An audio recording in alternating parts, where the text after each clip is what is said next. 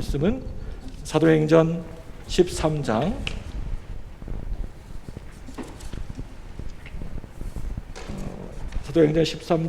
46절에서 52절 말씀입니다.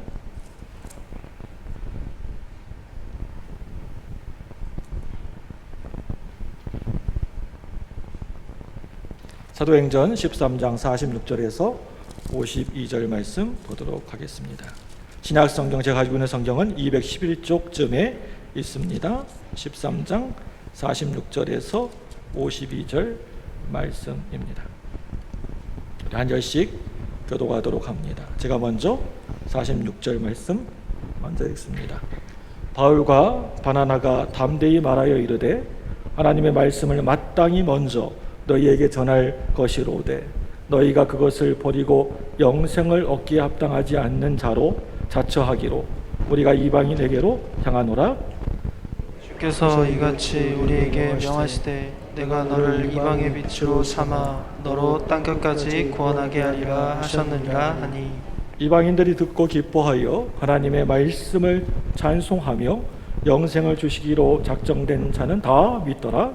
주의 말씀이 그 지방에 두루 퍼지니라. 이에 유대인들이 경건한 귀부인들과 그 신의 유력자들을 선동하여 바울과 바나바를 박해하게 하여 그 지역에서 쫓아내니 두 사람이 그들을 향하여 발에 티끌을 털어버리고 이고니온으로 가거늘. 같이 읽습니다. 제자들은 기쁨과 성령이 충만하니라. 아멘. 오래간만에 오셨는데요. 우리 필리핀에서 선교하고 계시는 우리 이정현 선교사님이 오래간만에 우리 교회 방문하셨습니다. 나오셔서 우리 귀한 말씀 전해주시고 또한 선교 보고도 겸하여 해주시겠습니다. 나오실 때 할렐루야라고 크게 반갑게 인사하도록 하겠습니다. 할렐루야.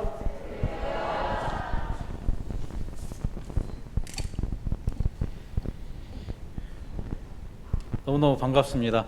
저 혹시 마스크 벗고 설교해도 되나요? 다들 쓰고 계시는데 죄송합니다. 그래도 마스크를 쓰면 일단 좀 위협적으로 보일 수도 있으니까 말씀 전할 때는 마스크 벗고 전하도록 하겠습니다. 먼저 이 자리에 서게 하신 하나님 은혜 너무너무 감사를 드립니다. 이 코로나가 아니었다면 제가 어떻게 주일 오전 이 예배 시간에 이 설교회 자리에 서서 말씀을 전할 수 있었을까요? 근데 하나님께서 이번에는 이렇게 시간을 허락하여 주셨으니 감사드리고, 하나님이 허락해 주신 이 주일 예배 시간, 특별히 맥주 감사주일로 모인 오늘 이 자리에서 하나님께서 나에게 주시는 말씀, 하나님께서 나에게 주시는 은혜를 모두 다 받아 누릴 수 있기를 주님의 이름으로 축복합니다. 광주 무등교회는 우리 교회죠, 우리 교회. 대부분 제가 어떤 사람인지 아시지만 광주 무등교회를 생각하니까 오늘 아침에는 특히 그랬습니다. 제가 다른 교회에 말씀을 증거할 기회를 얻어서 갈 때에는 시간을 딱 맞추어서 갑니다. 왜냐하면 저는 성격이 좀 내향적이라서 모르는 사람 만나는 것을 힘들어 하거든요. 그래서 되도록이면 이 만남을 줄이고 그 시간을 줄이기 위해서 딱 맞춰서 가는데, 오늘은 아침부터 너무너무 마음이 설레고 1분이라도 더 빨리 오고 싶어서 서둘러서 왔습니다. 우리 교회니까요. 다시 그때 처음에 제가 이 교회에 왔을 때가 생각이 납니다. 1987년 초등학교 4학년이었죠.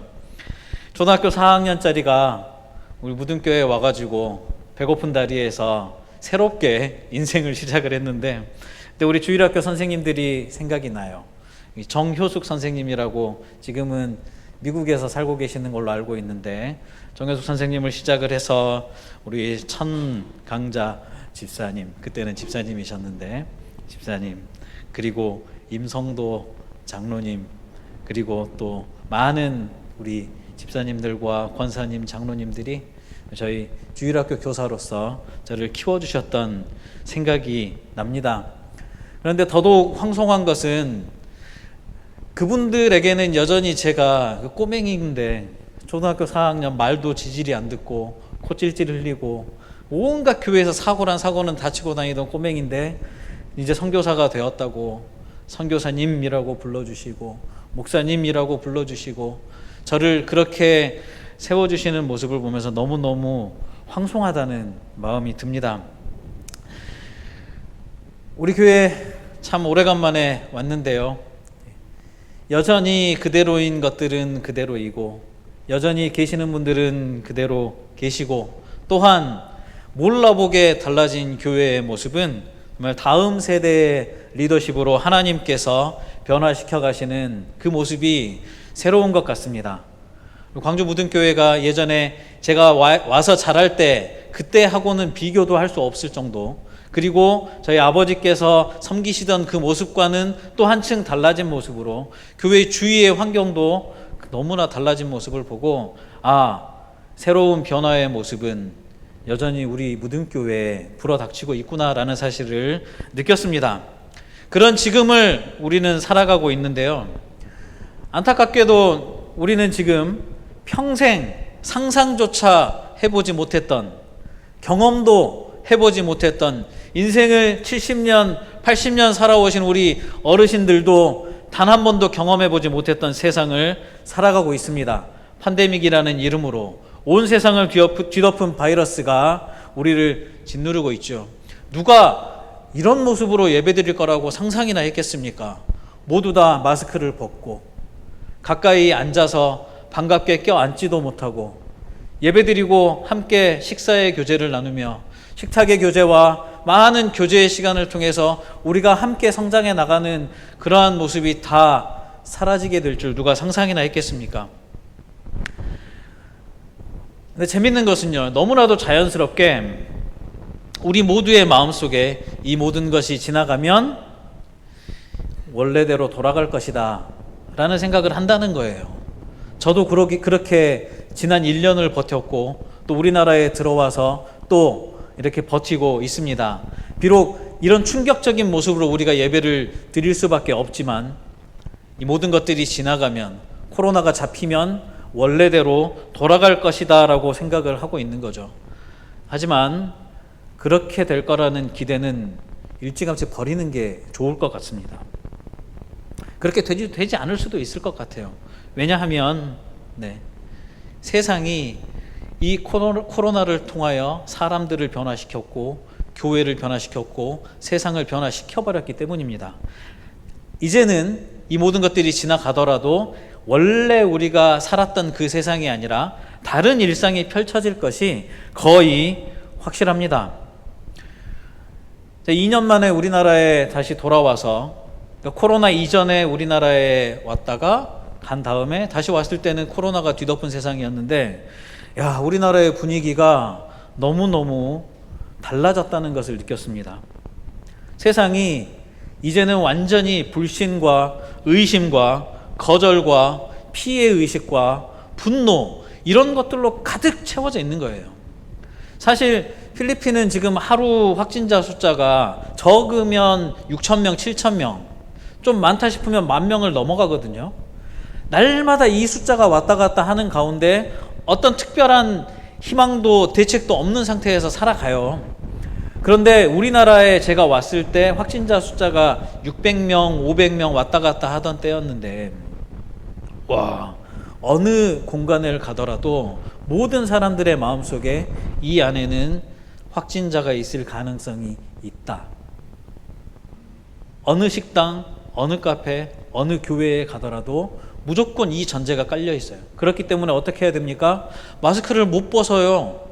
가까이 갈 수가 없어요. 저 사람이 코로나 바이러스에 감염이 돼 있을 수도 있어 라는 가능성 때문에. 전체 인구수와 확진자 수를 따져 보았을 때 내가 있는 공간에 50명이 있다면 확진자가 없을 가능성이 훨씬 큰데도 불구하고 세상의 모든 사람들이 이 안에 있을 수 있어, 조심해야 돼, 걸리면 큰일 나. 그러니까 점점 의심하게 되고 불신하게 되고 더더욱 심각해져서 미워하고 싫어하고 분노가 속에 가득 쌓여가지고 이전에는 상상하지도 못했던 범죄들이 일어나고 있는 거죠. 교회 안에도 마찬가지로 이러한 긴장이 팽배해 있는 것 같아요. 너무나도 보고 싶었던 사람들, 만나고 싶었던 사람들. 우리 무등교회는 이 예배당 시설 폐쇄는 안 당해 보셨잖아요. 근데 그런 교회들의 모습을 보면 저희 파송교회가 그랬거든요.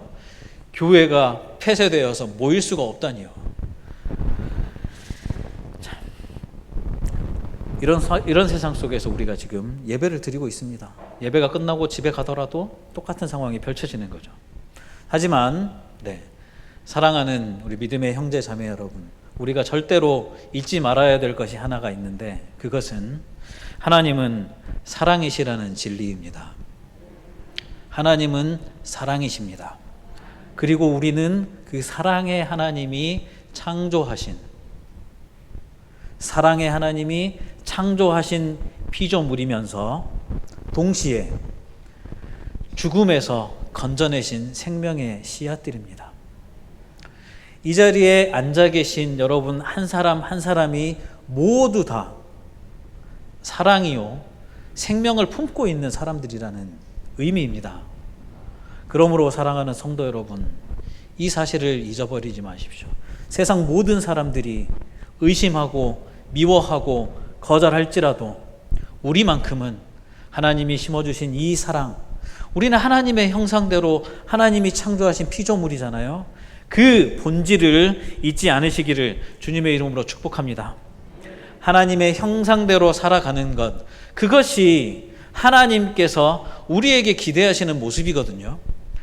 하나님만이 가지시는, 우리는 절대로 흉내조차 낼 수 없는 그러한 속성들이 있지만, 또한 하나님께서 하나님의 형상대로 우리를 창조하시며 우리에게 나누어 주신 것이 있습니다.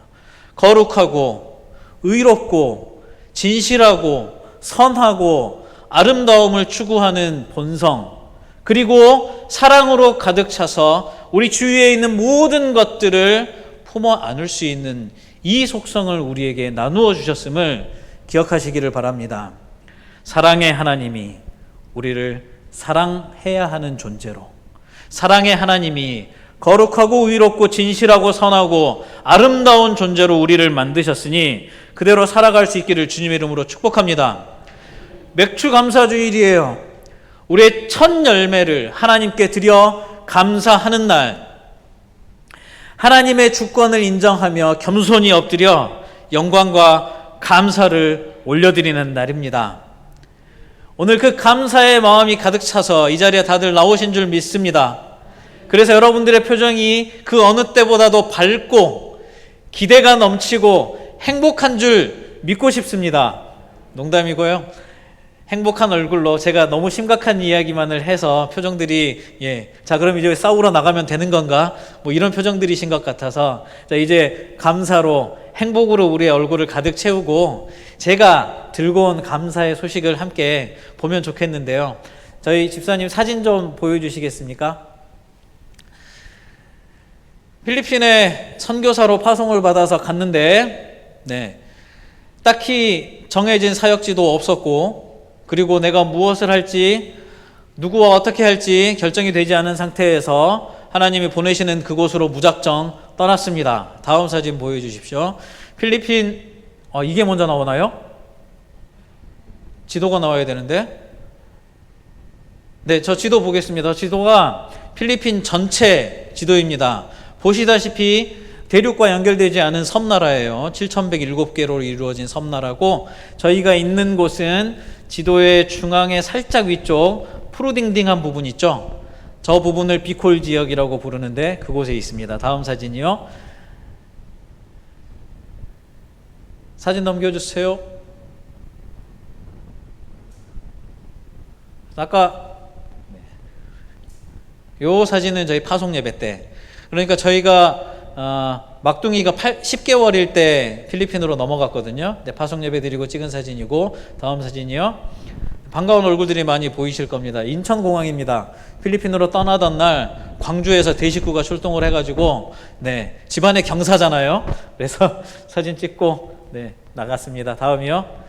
필리핀에 도착을 했을 때 겨울에 출발을 해서 꽁꽁 싸매고 갔는데 더운 나라 갔더니 준비된 여름 옷이 없어가지고 내복만 입고 돌아다니는 모습인데 저기는 나가 공항이에요. 저희가 있는 곳이 나가 시티거든요. 나가 공항에 도착을 해서 딱 찍은 역사적인 사진입니다. 다음이요. 저희 사역지를 소개시켜 드리겠습니다. 이전까지는 제가 이제 이렇게 해야 합니다 였었는데 하나님께서 우리에게 예비하신 선교사, 예비하신 교회, 예비하신 학교가 있어서 섬기게 되었습니다. 이 지도가 첫 번째 나오는 줄 알았는데 저기 빨간 부분, 저 부분이 비콜 지역이고 다음 사진이요. 비콜 지역만 확대한 모습입니다. 면적으로 따지면 우리나라의 5분의 1 정도 됩니다. 남한의 5분의 1 정도 되는데 저 지역을 통틀어서 선교사가 8가정이 있습니다. 은퇴 선교사가 2가정이라서 현역에서 활동하는 선교사는 6가정이고 제가 그 중에서 가장 어린 파릇파릇한 선교사입니다. 저희는 그 파란색으로 보이는 저기가 까마리네스 수르라는 곳인데 저곳에 있는 나가시티에 있고 저희가 섬기는 곳은 다음 사진이요. 이 산페르난도라는 지역입니다. 비콜 지역은 필리핀에서도 소문난 찢어지게 가난한 동네예요. 특산품이 쌀이에요, 쌀.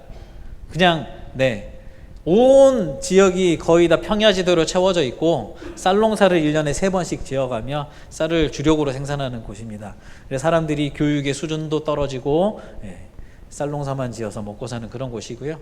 다음 사진이요. 늘 교회 가면서 제가 날씨가 좀 괜찮다 싶으면 사진을 찍는 자리인데 지나갈 때마다 하나님이 저를 이곳에 보내셨음에 감사드리고 이렇게 평화롭고 아름다운 곳에서 이 사람들과 함께 꿈을 꿀 수 있는 것에 감사드리는 자리입니다. 다음이요. 이 팻말 우리 교회 머릿돌인데 영어로 써져가지고 자칫 기분이 상하실 수도 있지만 친절하게 해석을 해드리자면 2004년도에 울산에 있는 대형 교회에서 후원하여 설립된 교회입니다 라는 머릿돌입니다. 저 교회는 샬롬 루비 장로교회라는 곳이고 하나님께서 저희에게 섬길 수 있도록 보내주신 곳입니다. 다음 사진이요. 다음 사진 보시면은 저희 교회를 정면에서 이제 보면 이렇게 되어 있고 다음 사진이요. 옆에서 찍었습니다. 단층 예배당인데 저곳에서 저희가 함께 예배드리면서 하나님께 영광 돌려드리고 있고 원래 저곳은 망고밭이었대요. 망고밭이었는데 망고나무들을 잘라내고 저곳에 교회를 세웠습니다. 다음 사진이요. 저분은 남기태 선교사님이라고 제가 재작년에 말씀드렸던 것처럼 하나님께서 30년 전에 필리핀 땅에 저보다 먼저 보내셔서 성도들과 만나 교회를 개척하게 하시고 그리고 학교를 설립하게 하시고 그 모든 것들을 은퇴와 동시에 저희에게 연결해 주신 선교사님입니다. 은퇴를 앞두고 학교를 설립하는 모습을 보며 저는 후임 선교사가 이미 정해졌구나 라고 생각했는데 그것이 제가 될 줄은 상상도 못했습니다. 아무런 연고도 없고 저하고의 어떤 연결점도 없는 분이셨는데 그동안 필리핀에서 적응해 나가는 모습을 보고 우리의 사역을 잇기에 적합한 선교사가 이정원 선교사구나 라는 믿음으로 저희와 이렇게 관계가 시작이 되었고 그렇게 교회를 맡아 섬길 수 있게 되었습니다. 다음 사진이요. 저희 교회의 어르신들입니다. 30년 전에 저 남기태 선교사님을 만나서 함께 믿음을 키워나가고 평생 동안 신앙생활을 함께 해오신 분들인데 크리스마스 파티 때 어른들을 앞자리에 초대해서 케이크에 촛불을 켜고 내년에도 건강하게 하나님께 영광 돌리는 그 축복의 시간을 가졌습니다. 2019년. 다음이요. 우리 주일학교 아이들입니다. 저런 아이들이 평소에는 막 찢어지고 빵꾸 나고 이런 거 입고 맨발로 돌아다니다가 교회에 오는 날만 제일 좋은 옷 꺼내 입고 와가지고 교회에서 예배를 드립니다. 물론 2019년도에 찍은 사진입니다. 다음이요. 주일학교 아이들 크리스마스 파티. 동네 아이들이 저렇게 모여서 주일 아침마다 예배 드리고 특별히 성탄절이라 모여서 파티를 하는 모습입니다. 근데 저 아이들이 코로나 때문에 작년 3월 달부터 교회에 전혀 나올 수가 없는 상황이 지금까지도 지속이 되고 있죠. 다음이요. 추수감사주일 예배를 마치고 선교사님 부부하고 저희 6식구 함께 사진을 찍었습니다. 마스크가 없는 걸 보면 2019년입니다. 다음이요.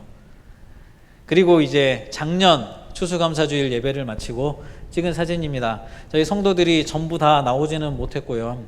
필리핀에서는 코로나가 시작이 되면서 15세까지는 예배 금지, 그러니까 예배 장소에 나올 수가 없어요, 법적으로. 그리고 만 65세부터도 교회에 나올 수가 없습니다. 고위험군으로 분류를 시켰기 때문이죠.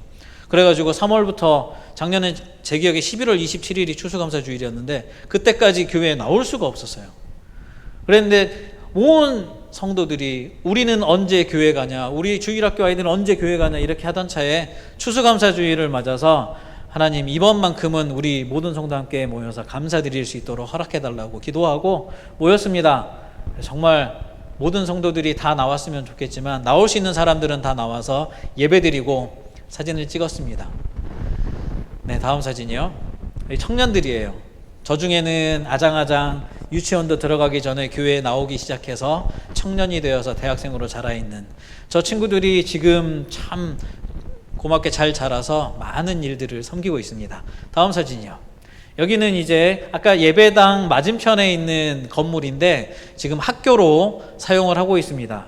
유치원부터 시작해가지고 지금 개교한 지 4년이 되어서 초등학교 1, 2, 3학년까지 다녔고 그저께 종업식을 마쳤습니다. 그래서 이제 방학이 지나면 3학년이었던 아이들이 4학년이 되면서 유치원부터 초등학교 4학년까지 완성이 됩니다. 1년에 한 학년씩 차근차근 올라가다 보면 12학년까지 완성이 되어서 우리나라로 치면 고등학교까지 완성이 됩니다. 앞으로 몇 년이 더 걸릴지 모르겠지만 믿음으로 하나님께서 믿음이 있는 신앙의 교사들을 보내주셔가지고 그들을 통하여 우리 학교가 꽉 채워질 것을 소망을 하고 있습니다. 샬롬 비콜 페이스 아카데미. 이름은 거창하지만 현재는 30명도 안 되는 학생들이 공부하고 있고 저희 학교는 앞으로도 수백 명 이렇게 성장할 수 있는 가능성은 없는 학교예요. 왜냐하면 저희 교회가 있는 학교가 있는 루비라는 동네는 저희가 살고 있는 나가시티에서 차를 40분 동안 타고 들어가야 되고 휴대폰도 잘 터지지 않는 조그만 시골 마을이에요. 산 밑에 있는 마을인데 그곳에 있기 때문에 동네 꼬마들 아무리 합쳐봤자 막 이렇게 숫자가 불어날 가능성은 없지만 하나님께서 저희에게 주신 사명처럼 비전처럼 믿음의 자녀들을 하나님 말씀으로 믿음의 자녀들로 키워내는 것이 저희의 꿈이기 때문에 숫자에 굳이 연연하지 않을 생각입니다. 다음이요. 저 때는 이제 2학년인데 우리 학교의 최고학년 아이들입니다. 유치원부터 시작해서 4년째 우리 학교에서 공부하고 있는데 얼마나 예쁘게 크고 있는지 모릅니다. 엊그제 종업식 때 사진을 보니까 벌써 저 아이들이 4학년 그 정도 크니까 얼굴이 또 몰라보게 컸더라고요. 너무너무 보고 싶은데 볼 날을 기대하고 있습니다. 다음이요. 때는 우리 사립학교 경연대회가 있어가지고 우리 학교에서도 좀 우수한 아이들을 초등학교 학생들을 데리고 가서 대회를 치르고 찍은 사진입니다. 학교의 그 레벨을 증명할 수 있는 유일한 수단이면서 저 아이들이 저 대회에서 어떤 성적을 차지하느냐가 중요한데 처음으로 학교 설립 이래 처음으로 가게 되었고 결과는 저도 잘 모르겠습니다. 하지만 앞으로 하나님께서 코로나가 끝나면 이제 다시 저런 것들이 시작이 될 텐데 수천 명의 사립학교 학생들이 모여서 다투는 저 자리에서 우리 학교도 하나님께서 이름을 높여주실 거라고 믿습니다. 다음 사진이요. 다음 사진 보시면은 여기는 제가 처음 선교보고를 드렸을 때 우리 집을 때려 부쉈던 태풍 이야기를 드린 기억이 있을 겁니다. 근데 작년에 고만한 게 3개가 첫 번째 오고 일주일 있다가 또 하나 오고 열흘이 되기 전에 또 하나 3번 연속 이렇게 후드럽 해가지고 그런 태풍이 지나갔었는데 다음 사진 보여주세요. 이런 태풍들이 있구나라고 생각하시면 되는데 사진이 넘어가는데 약간 시간이 걸리는 것 같아요.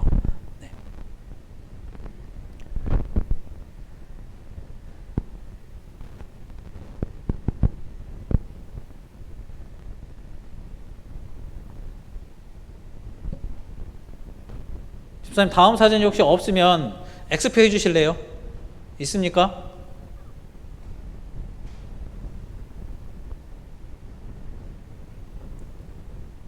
네, 사진 보는 게 어려우면 사진은 여기에서 끝내도록 하겠습니다. 사실 제가 보여드리고 싶었던 부분이 바로 저희 교회와 학교, 우리 성도들과 학생들의 모습이었는데, 네, 태풍이 그렇게 지나가서 네, 역시 교회도 부서지고 저희 집도 부서지고 좀 고생이 있긴 했지만 그때 깨달았어요.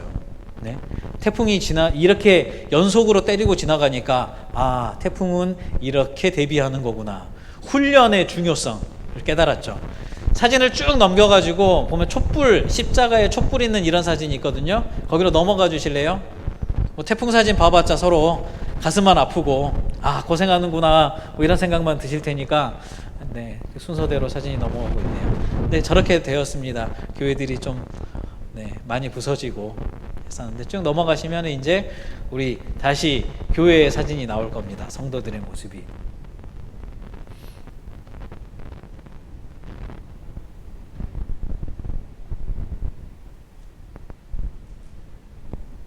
네, 요 다음 사진 보시면 네, 이제 노인들이 교회에 나올 수가 없다 그랬잖아요. 그래가지고 저희가 선택한 것은 집집마다 방문하면서 예배를 드리는 것이었어요. 그러니까 주일날 오후에 그 은퇴 선교사님과 시니어 선교사님과 제가 돌아가면서 지역별로 이제 집집마다 방문해서 예배를 드리고, 아까 사진에 나왔던 청년들도 또한 마을마다 집집마다 흩어져서 주일 오전에 예배 드린 내용을 가지고 함께 예배를 드렸죠. 그때 이제 예배 드리고 찍은 사진인데, 네, 저기 두 분도 교회에 나오고 싶어서 늘 애가 달아있는 그런 분들입니다. 다음 사진이요. 그리고 주일학교도 역시 교회에 나올 수가 없으니까 우리가 가자. 그래서 동네마다 좀 모일 수 있는 집을 선택을 해서 모여가지고 아이들 주일학교를 다시 시작을 했습니다. 다음이요. 간식도 나눠 먹고. 다음 사진. 네, 저희들 할 수 있는 네, 최선을 다해서 해보았습니다. 다음 사진이요. 네, 다음이요. 이 사진은 저희 이제 송구영신 예배 모습입니다. 저희 그 선교사님이 지금 74세예요. 그러니까 아주 옛날에 우리나라에서 신앙생활을 했던 분. 그러니까 그 모습이 지금 필리핀에 있는 우리 샬롬 루피 교회에 그대로 녹아있는 교회예요. 예배의 모습이 어떠냐면, 제가 필리핀에서 사역이 결정이 되기 전까지 약 2년의 시간 동안 여러 교회들을 다니면서 예배를 드렸는데, 모든 교회가 하나같이 비슷한 순서를 가지고 있어요. 찬양팀이 기타, 베이스, 드럼 막 찬양팀들 나와가지고 노래를 불러요. 신나게 노래 부르고 딱 마지막 찬양은 느리고 잔잔하고 은혜로운 찬양 딱 부르면 예배가 시작이 됩니다. 목사님이 설교하시는 시간 동안 네, 말씀을 듣는 사람들, 쉬는 사람들 이따 지나가면 또 노래를 막 부르면서 감동받아서 끝나는 이런 전형적인 형태의 예배를 거의 2년 동안 드렸었는데, 저 교회 가서 처음 예배를 드리던 날 마음속에 큰 감동을 받았어요. 사용하는 악기는 반드시 예배의 모습이 그래야 된다라고 강조하는 것은 아니고, 피아노, 그리고 예배 때 찬양을 부르는데 성도들의 목소리가 예배당 가득 채워지는 거 있죠. 찬양의 소리가 가득 채워지는 모습에 정말 큰 충격과 감동을 받았어요. 예배 시간에 말씀을 전하는데 성도들 눈빛이 지금 여러분들처럼 그냥 반짝반짝 빛나면서 와, 선교사를 노려보는데 얼마나 재미가 있던지. 저희의 설교는요, 제가 영어로 하면 옆에서 필리핀 청년이 따갈로그어로 번역을 하고 따갈로그로 통역을 하면 이렇게 2단계를 거쳐가가지고 알아듣는 그런 예배인데도 와, 눈빛이 반짝반짝 빛나면서 아저씨들, 할아버지들, 할머니들 누구 할 것 없이 그렇게 예배를 드리는 모습이 참 큰 감동이었는데, 송구영신 예배도 마찬가지로 저게 진짜 엄청난 시간이에요. 왜냐하면요, 필리핀 사람들은 해가 바뀌는 그 시간 있잖아요. 무조건 가족끼리 있어야 돼요. 온 가족이 한 집에 모여가지고 그 타이머를 보면서 카운트다운하고 땡 하면은 그때부터 막 이제 불꽃을 터뜨리고 폭죽을 터뜨리고 오토바이 굉음을 내고 자기가 낼 수 있는 모든 큰 소리를 다 내가지고 귀신을 쫓아야 되거든요.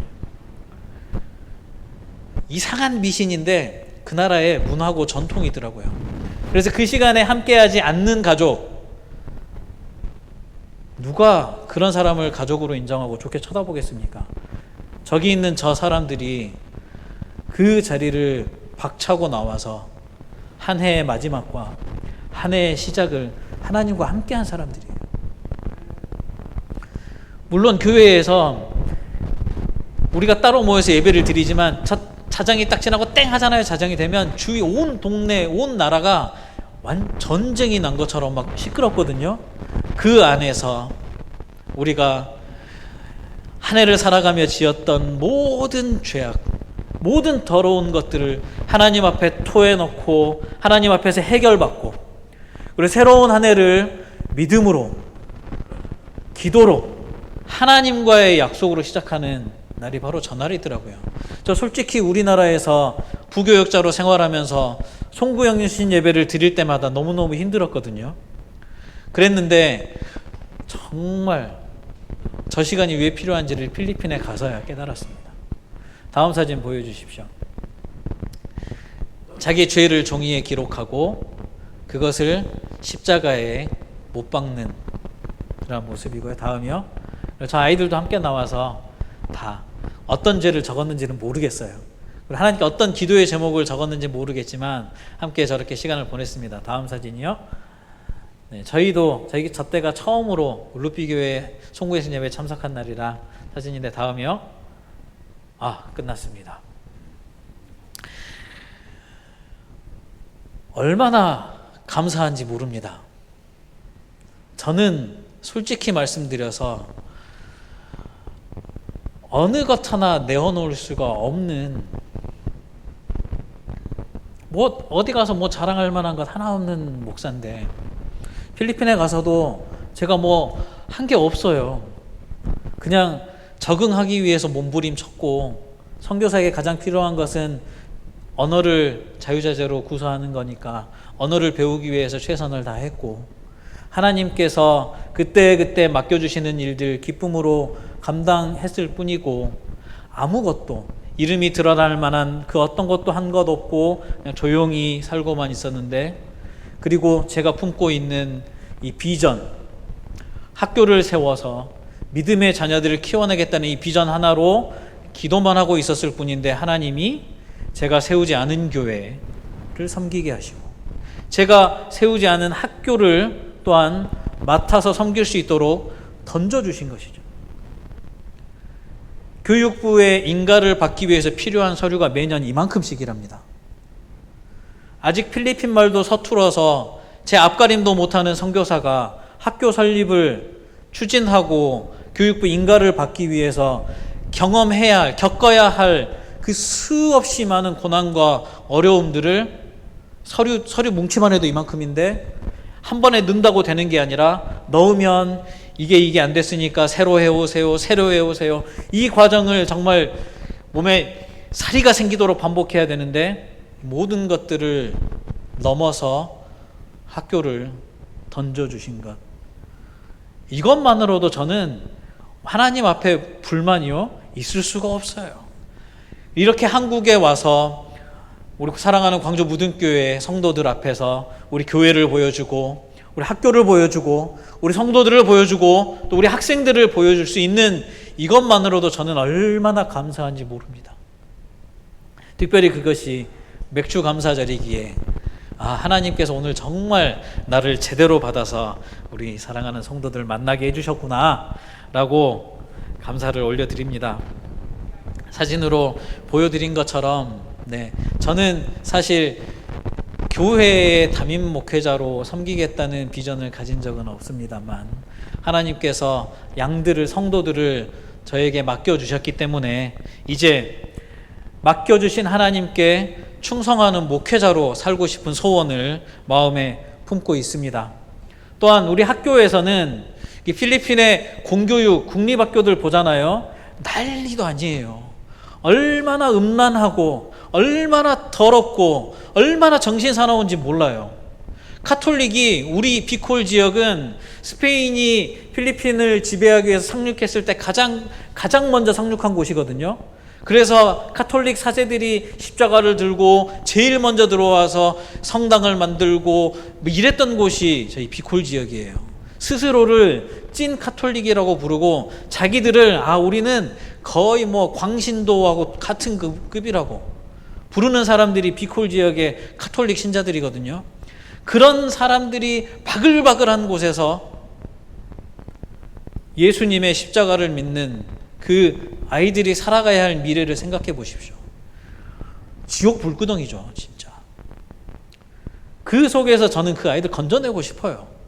그 아이들을 건져내서 우리 학교에서 사랑으로, 하나님의 말씀으로, 진짜 믿음으로 이렇게 성장해 나가도록 하는 것이 저희 비전이고 꿈입니다. 우리 아이들을 건져내어서 신실하고 거룩한 믿음의 세대로 세우는 것이 저희 꿈인 것이죠. 사랑하는 성도 여러분, 2월 23일 날 우리나라 인천공항에 딱 도착을 했어요. 도착을 해서 약 4개월의 시간이 지나는 동안 받은 은혜가 이루 말로 할 수가 없습니다. 따로 저에게 진짜 2박 3일의 시간만 주시면 하나씩 둘씩 다 나누면서 간증하고 싶은데 오늘 그럴 수는 없고, 제가 받은 은혜 중에서 한 가지를 나누자면, 제가 현재를 살고 있는 줄 알았거든요. 저는 그래도 주위에 다른 선교사님들을 보면서 10년, 15년, 20년, 30년이 된 선교사님들을 보면서 저는 그래도 현재를 살고 있고 저분들보다 앞서 있다고 생각을 했는데 그게 너무 큰 착각이었다는 사실을 알게 됐어요. 우리나라에 들어와 보니까 제가 필리핀에서 살고 있는 이게 현재를 살고 있는 줄 알았는데 계속해서 과거로 뒤처지고 있는 모습이더라고요. 나는 지금인 줄 알았는데 우리나라에서 보기에는 아주 먼 옛날의 일이에요. 저희가 타는 자동차는 크루즈 기능은커녕 그냥 깡통이거든요. 깡통. 그랬는데 우리나라에 와서 교회 집사님께서 차를 얼마간 빌려주셔서 탔는데, 와, 앞차와 간격을 지가 조절하고 운전대를 지가 차선을 인식을 해가지고 알아서 막 조종을 해요. 깜짝 놀랐어요. 이게 왜 힘을 쓰지? 차가 지가 운전을 해요. 크루즈 기능을 켜놨더니 앞차가 멀어지면 밟고 가까워지면 줄이고, 와, 깜짝 놀랐습니다. 그런데 그런 이야기들을 주위 분들에게 하니까 너무나도 당연한 일이었던 거죠. 하마터면 제가 현재를 살고 있다는 착각 속에서 옛날 사람으로 늙어갈 뻔했더라고요. 얼마나 감사한지 모르겠습니다. 이제 그때 그렇게 눈이 떠지니까 이제 일어날 변화들에 시선이 가기 시작하는데요. 여러분, 우리가 아까 처음에 시작했던 것처럼 코로나가 끝나면 원래대로 돌아갈 거다 이런 기대하면 안 돼요. 앞으로 다가올 변화들을 우리가 준비하고 대비해야 됩니다. 그런데 말이죠, 지금의 우리에게는 너무 힘든 과제예요. 지금의 우리라고 하면 저를 비롯한 젊은 장년들부터도 이미 너무 힘든 과제입니다. 우리가 그렇게 되기에는, 또 우리 어르신들이 그 시대의 변화를 앞장서서 달려가기에는 어려움이 너무 크죠. 그렇다면 우리가 어디에 시선을 돌려야겠습니까? 이 부분이 오늘 제가 준비한 메시지 중에서 가장 중요하거든요. 조금 길지만 집중하고 우리가 어디에 시선을 돌려야 되겠습니까? 하나님이 우리에게 허락하신 우리의 미래들, 그들이 누구죠? 전통적인 교회일수록 주일 오전 예배에는 아이들을 발견하기가 힘들어요. 하지만 오늘 지금 예배드리는 이 공간에 함께 예배드리는 우리 자녀들에게 시선을 돌릴 수 있기를 바랍니다. 우리는 모르겠어요. 해야 돼요. 따라가야 되고 시대에 뒤처지면 안 되지만, 우리가 그 벽을 넘어설 수 없다면 그 벽을 넘어설 수 있는 사람들에게 우리가 가진 모든 것을 집중할 필요가 있습니다. 그들에게 던져줘야죠. 오늘 본문 말씀을 보십시오. 바울과 바나바가 교회로 보냄을 받아서 전도자의 인생을 시작을 했어요. 가진 것은 단 하나, 예수님의 십자가 복음. 단 하나, 그것을 가지고 그들이 파송받았을 때 가장 먼저 한 일이 무엇입니까? 오늘 주보에도 나와 있는 것처럼 그들은 유대인을 향하여 찐 복음을 선포했습니다. 그냥 있는 그대로의 복음, 영생에 이르는 길, 예수님이 왜 이 땅에 오실 수밖에 없었고, 예수님이 왜 십자가에 달려 죽을 수밖에 없었는지, 예수님을 죽인 것이 바로 너희들이다. 있는 그대로의 복음을 선포했을 때 그들에게 돌아온 것은 어이할꼬라는 회개가 아니라 멸시와 핍박이고 그들을 추방하는 것이었습니다. 만약 바울과 바나바가 현실에 안주하는 그저 자신들이 가장 완벽한 지금을 살아가는 사람이라는 착각 속에 있었다면 아마 거기에서 헤어나오지 못했을 겁니다. 하지만 그들은 자기들을 향한 분명한 정체성을 깨닫고 있었습니다. 오늘 본문 말씀을 보십시오. 47절 말씀. 그들은 스스로를 어떻게 인식하고 있었습니까? 하나님께서 나는 이방의 빛으로 살라고 하셨다 라는 정체성을 분명히 알고 있었습니다. 또한 땅끝까지 구원하게 하는 사명을 나에게 주셨다라고 고백을 하고 있습니다. 사랑하는 성도 여러분, 우리에게도 똑같은 사명을 던져주신 줄 믿습니다.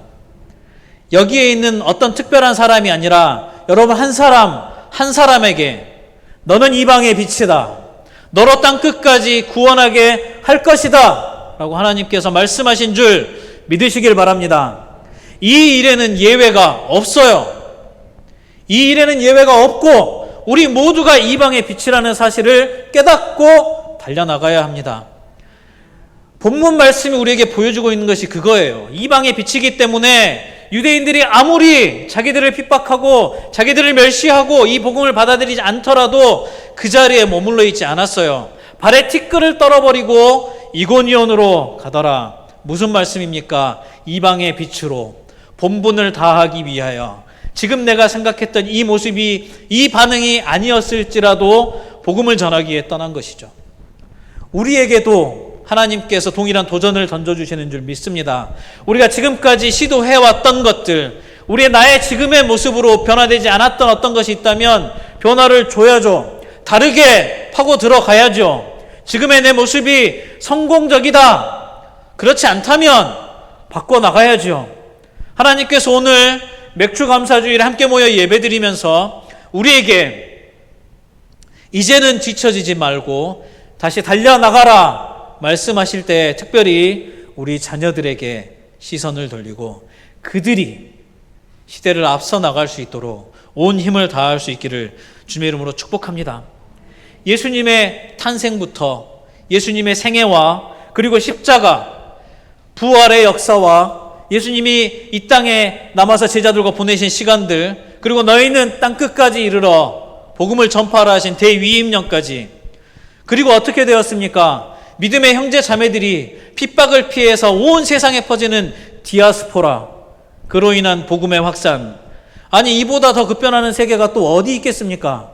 지금 우리가 살고 있는 세계가 급변하는 세계인가요? 예, 맞아요. 완전히 달라요. 내가 살았던 어제와 오늘이 다르고 내일은 또 다를 거예요. 작년과 금년이 다르고 내년은 또 달라요. 분명해요. 그런데 우리가 생각도 못할 속도로 달려가죠. 날아가겠죠. 그런 속에서 진리를 붙들고 이방의 빛으로 복음을 붙들고 살아가는 믿음의 백성들이 다 되기를 주님의 이름으로 축복합니다. 자, 지금 우리가 다시 신발끈을 바짝 조이고 허리끈 동여 매고 머리도 딱 묶고 눈썹 휘날리게 달려보겠다고 결단한 날인 줄 믿습니다. 발바닥에 땀나게 뛰겠습니다. 오늘 그 결단이 우리 모두에게서부터 터져나오기를 바랍니다. 목에 칼이 들어와도 기도와 예배를 내려놓지 않았던 우리 믿음의 선조들을 우리는 모두 알고 있습니다. 특별히 우리 무등교회는요, 하나님의 능력으로 은혜로 이 배고픈 다리에 세워지지 않았습니까? 제가 알기로는 우리 교회 위쪽으로, 그러니까 저기 무등산 증심사 이쪽으로 수십 년 동안 수없이 많은 교회들이 생겼다가 사라지기를 반복했다고 들었어요. 하지만 우리 교회는 반세기가 넘는 동안 이 자리를 굳건하게 지켜오며 믿음의 성도들을 계속해서 양육해왔고 새로운 영혼들이 주님을 만나는데 이바지했던 교회가 광주 무등교회입니다. 이 교회를 통하여 정말 마치 견고한 성벽과 마찬가지로 미신과 우상, 잡신들이 넘쳐나는 이 배고픈 다리에서 끝까지 성도네들을 지켜냈던 거죠. 또한 우리 교회를 통하여 수많은 목회자들이 충성된 종들이 배출된 그런 요람과도 같은 곳이 우리 광주 무등교회입니다. 이미 오래전부터 우리 교회는 시대를 앞서갈 믿음의 자녀들을 길러내고 있었다는 사실입니다. 자, 여러분 지금 무엇을 꿈꾸고 계십니까? 무엇을 꿈꾸며 이 자리에 나왔습니까?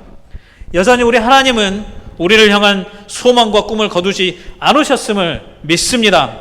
우리 자녀들도 살리고 우리도 함께 힘을 다해서 충성하기를 주님의 이름으로 축복합니다. 필리핀의 샬롬 교회에서도 그리고 우리 광주 무등교회에서도 항상 충성의 아름다운 열매들이 넘쳐나기를 주님의 이름으로 축복합니다. 기도하겠습니다. 고마우신 하나님,